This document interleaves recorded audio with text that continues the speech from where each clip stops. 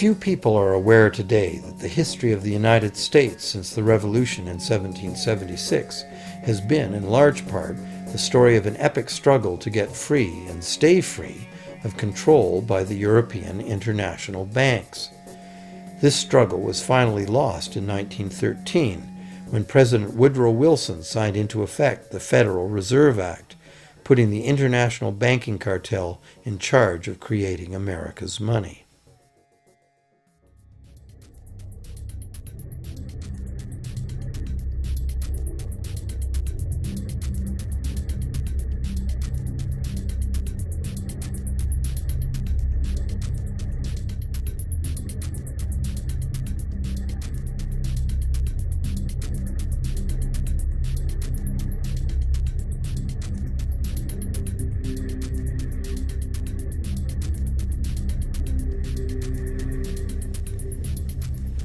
The power of this system is deeply ingrained.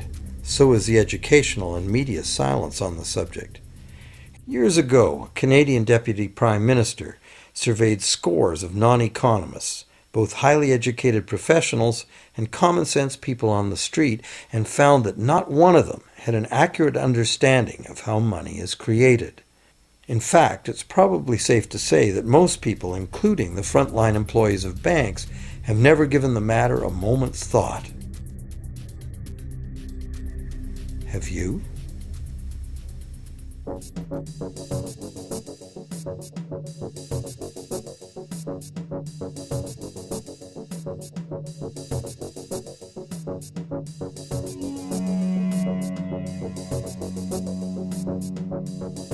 The modern money-as-debt system was born a little over 300 years ago, when the first Bank of England was set up with a royal charter for fractional lending of gold receipts at a modest ratio of 2-to-1.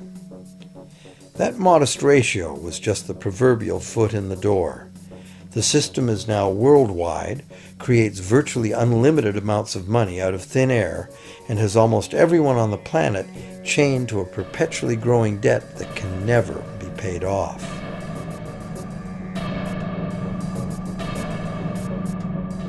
Could it have all happened by accident?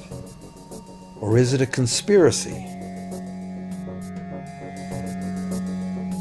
Obviously, something very big is at stake here.